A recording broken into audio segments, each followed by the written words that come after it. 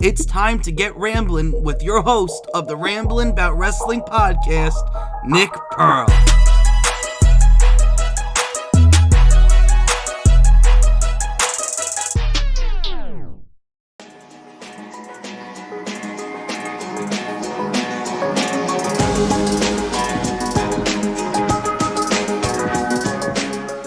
What is up, guys? Welcome back to the Ramblin' Bout Wrestling podcast. I'm your host, Nick Pearl, and welcome to the Thanksgiving edition of the podcast.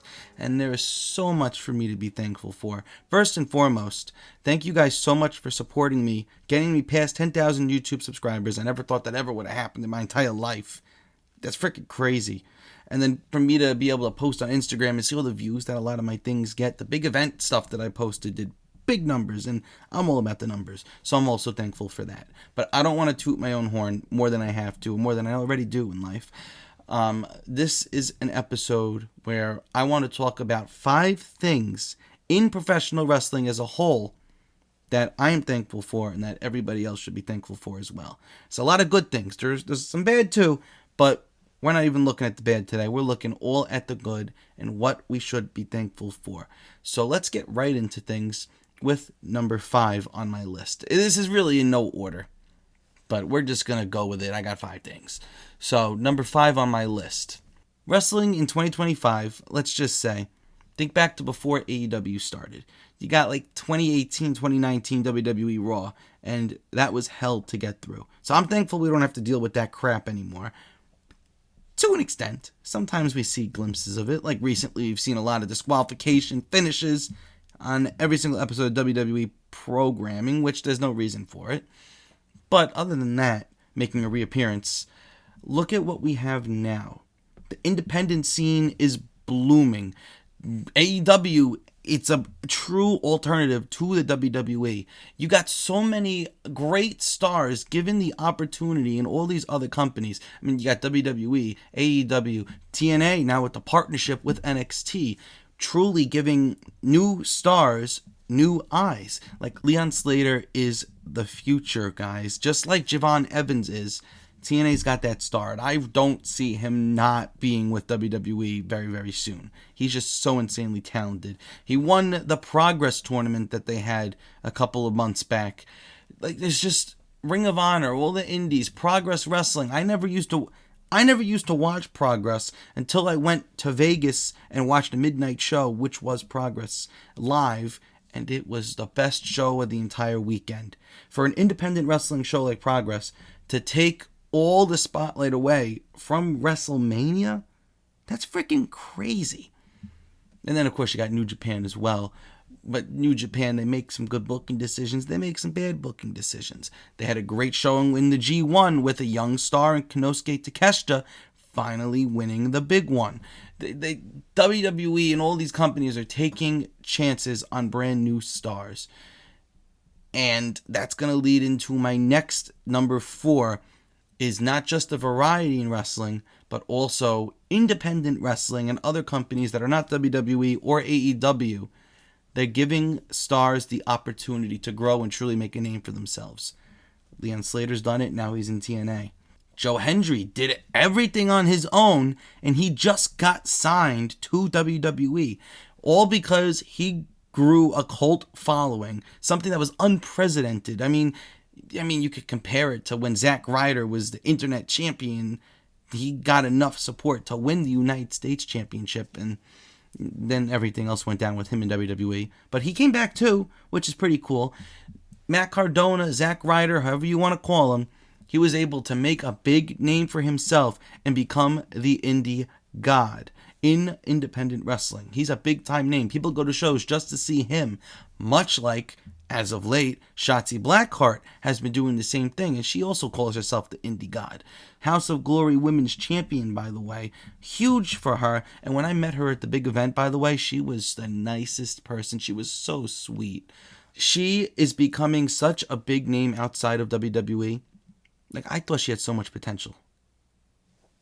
and then they dropped the ball. They got rid of her. She's making a name for herself. And now that she's House of Glory Women's Champion, she's getting that recognition she deserves. So I am thankful for Shotzi Blackheart. I am thankful for Matt Cardona. I am thankful for Karrion Kross, making it look like a work is a shoot, making it look like a shoot is a work. You don't ever know what he's coming up with, but he's got a cult following as well. Really nice guy. I also met him. Kross and Scarlett are for the people, and they do everything just because they love this. That's just 3 former WWE names that I could think of that are out there doing the best that they can and making a lot of money. They're more successful outside of WWE than they were inside of WWE. But let's talk about somebody that has been in AEW previously in a tag team called Bear Country, or whatever they want to be called. They were Bear Country, then the Iron Savages. Let's talk about Bear Bronson for a second, guys. I actually went to college with him. We may not have talked in school, but we did walk past each other a couple of times. I'm sure of it. It's not exactly hard to point him out in the hallway. From being a tag team guy to, unfortunately, what happened to him and his tag team, to not having his contract renewed by AEW, he had been doing some singles stuff in Creative Pro for a while. So he does have experience being a singles guy. But as of late, he's been given big-time matches against Matt Tremont. He's in a tag team with him now. Zilla Fatu at House of Glory, I think, was the biggest stage that he's been on as of yet. And that match slapped. They did a freaking suplex right in front of me on the stage. Crowd went crazy for him. Saw him at the American Dream Mall in New Jersey for Full Gear Weekend. He was in a tag team match with legends, Tommy Dreamer and Rhino. And now the big news coming out in the last 24 hours as of recording, so Tuesday I found this out, he's being eyed to be signed by TNA. I predict a career year for Bear Bronson this year. He is on a whole nother level. He is running the indies, and there is no way that this guy is going to be unsigned for much longer. He's just too good. He gets it. And yes, he's my boy. Which, look, I could have some favoritism, okay? But Bear Bronson is so talented. I am so glad that he's finally getting the recognition he deserves. Instead of being an undercard guy in AEW, having Hook's debut match in UBS Arena a couple of years back. People finally go and want to see Bear Bronson. So he's going to have a breakout year. Somebody else that I could see having a breakout year is Zilla Fatu, with all the shenanigans going on with the bloodline in WWE. Will Zilla ever show up? You never know. But he is the Crown Jewel champion in House of Glory yet again. After Bully Ray beat him. That's a whole nother story. I'm not thankful for you, Bully Ray. You still have me blocked on Twitter. I don't even know what I did wrong. But that's about all I got for number 4. Independent wrestling is helping to build the future, and it's giving people a second chance. I have to give a special shout out to Legacy Pro Wrestling. If you can't tell by my sweatshirt, if you're not watching the video version of this podcast, I've interviewed a bunch of the guys down there. I have the opportunity to go to every single one of their shows, sit front row, I record, I make a nice highlight video for them. I do it all because I love this, and I believe in all those guys down there. These are guys that are training, busting their butts, and they go out there and put on some of the best indie shows that I've ever seen. And I've seen a lot of wrestling. So I'm thankful for the opportunity to be able to work with some of those guys and watch great wrestling every couple of months, to see the future guys that will be in House of Glory and will be sought out by many, many companies. And they got some big names right now. Let me just name off a couple of guys just off the top of my head, no particular order. Jody Aura, the LPW champion right now, the men's champion. He's on another level. He's just so good. He gets it. And he's getting some opportunities in House of Glory as well. Mikey G, Tiny Giant, Diamond Virago, and let's even throw a tag team in there. Who do I want to throw in there? Let's throw in Cash Grab. Just a couple of names. I'm not throwing favoritism. These are the guys that just popped into my head real quick. Expect to see them making big splashes in 2026. 100%, no doubt in my mind. You're going to be seeing them. Some of them especially you'll be seeing on NXT in the near future. And I know that's what their goals are. Their goals are to get to NXT or AEW. So hopefully some of them sooner than later. So we got the variety in wrestling. We got independent wrestling, giving people opportunities. Next one, number 3 on my list. Speaking of opportunities, let's move on to number 3 on my list, which is young stars in WWE and AEW being given opportunities for the most part and really building towards the future. So you got these guys that have been in WWE and they're now on the indies, right? Like I just said, you had Shotzi, Cross, Matt Cardona, and then you also have people that are running the indies right now in Bear Bronson and Zilla Fatu. Yes, but people that are under contract right now, Dirty Dominic Mysterio, what a freaking run he's been on. He's just evolving. He's like a freaking Pokemon. You see Dirty Dom start off as a young little Pikachu, where everybody loves Pikachu. Then he evolves into Raichu. People loved Dom. He was looked at as the baby, Rey Mysterio's son. But in the last couple of years, you could see that switch. It flicked for Dirty Dom. He gets it now. Being in the Judgment Day, being a singles champion, not just Intercontinental champion, but also the AAA Mega champion. So much spotlight is on him. And he is clearly one of the future stars of the WWE. I mean, John Cena is having a program with him in his last 4 matches ever. He's giving Dirty Dom 2 of those matches as singles. What? Cena's handpicking this guy.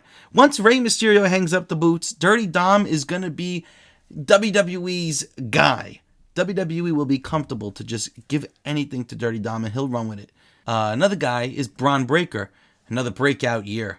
No pun intended. In the Royal Rumble, you could even start to see. He had a crazy spot with freaking Speed, throwing him that crazy elimination from the Rumble. Big highlight, I have that trading card. He also had an interaction with Roman Reigns in the Rumble, and he speared Roman practically out of his shoes. Nobody's been able to get that type of offense against Roman. It's been a really long time, and for Bron Breakker to just spear Roman like that, kickstarting this crazy year that he's had, oh my God. Just insanity. He's in the vision, but he's not just in the vision, he is the vision. Everybody gets behind him. Everybody's whoo. Everybody's barking. Everybody's barking the dogs. Who's letting the dogs out? Bron Breakker will be a world champion. And he's been Intercontinental champion before, and it was a great run. But he's on the cusp of main event. It's like looking at what you got. You have CM Punk, Jey Uso, Cody Rhodes, Randy Orton, Roman Reigns. One step below is where I would put Bron Breakker. He could slide right into the mid-card. He could slide right into the main event. For him to be so young and be able to just be slippy slidey like this just tells me that there's something big coming in the future. So Bron Breakker, I'm grateful for you getting the opportunities that you've had, and you're only going to get better. You also have guys like Carmelo Hayes, who really has been wallowing there in a feud with The Miz, but I want to give him a little bit of spotlight here because he had a great showing in the Last Time Is Now tournament, trying to see if he would be John Cena's final opponent. He did not come out on top, but he had incredible performances against Bronson Reed and Gunther, so I cannot see him going down the card from where he's at now. Especially because now Penta's hurt as well. Sheamus is hurt. You need people to be at the top. So Carmelo Hayes is going to get that spotlight. Little spotlight on the women. Stephanie Vaquer, I am so thankful for you. You are my favorite female wrestler right now. And you're on another level. And I'm so glad that WWE gave you the women's world title when they did, strapping the rocket to you. Godspeed, Stephanie Vaquer. Let's moving over to AEW. They also have a couple of young guys. Kyle Fletcher. Go back 1 year ago, practically to the day, or maybe a couple of days off. AEW Full Gear 2024. He beat Will Ospreay clean in the middle of the ring in one of the best matches I've ever seen live. From that point to becoming TNT champion, having a great run, having a great series of matches with Mark Briscoe, Kyle Fletcher's on the cusp, just like Bron Breakker is. I would actually put them on the same tier if you're comparing. You got the main event, and then the guy that can slide in anywhere. That's your Kyle Fletcher. That's your Bron Breakker. Kyle Fletcher is just, from being a tag team guy even, it's insane. It's actually insane. AEW's also got Hook, who's been out a little bit. Now he's in the main event scene with the Ops. Hopefully he gets some more opportunity to grow and learn about his character being a heel. Triangle of Madness, Sky Blue and Julia Hart growing into their own as a tag team. I really think they could be the first ever women's tag team champions in AEW. So hopefully they do. And even Chris Statlander. I mean, she beat Toni Storm. She beat Mercedes Moné. She's beaten two of the most dominant females in wrestling today. The only other person I can see her having to beat is Athena. But she's beaten two of the most dominant. She's a made woman. All in the span of a couple of months. So, huge for her as well. And you can't not give some spotlight to Mercedes Moné. We're going to put her in at number 2. People may be sick of her. I'm also sick of her sometimes. I don't like her promos. But you cannot deny the talent that she has. She is so giving to others. Even though she's got 13 belts, right? But how many matches has she had against women that you didn't know? Like, let's look at her match catalog real quick. Mercedes had a match against Chris Statlander. Mercedes had a match against Red Velvet. Phoenix at House of Glory. She just defeated Queen Maya.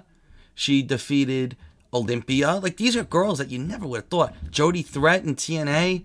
Persephone. Like, she's giving spotlight to up-and-coming girls. Some of them may not be deserving of a Mercedes match, but Mercedes feels they're deserving of a Mercedes match. I'm not knocking these girls because it's only going to get them more spotlight. It's only going to help them get better in the long run. So Mercedes Moné, as much as I cannot stand your promos, I cannot deny your talent. So thank you, and I am thankful for you and everything you've been doing for the women's division. Got to give a special shout out before we get to number 1. Of course, I'm grateful for the Don Callis family, the growing, ever-growing best faction in all of professional wrestling. Everybody in here has a spot in the family, and it really pains me that, of course, Okada and Takeshita and Fletcher, they're all having a type of triangle of issues. It hurts me to see. It really upsets me, actually. I love the family, and Don Callis, you are the GOAT. I am so thankful for your family, and I am so thankful for you. Going to number 1.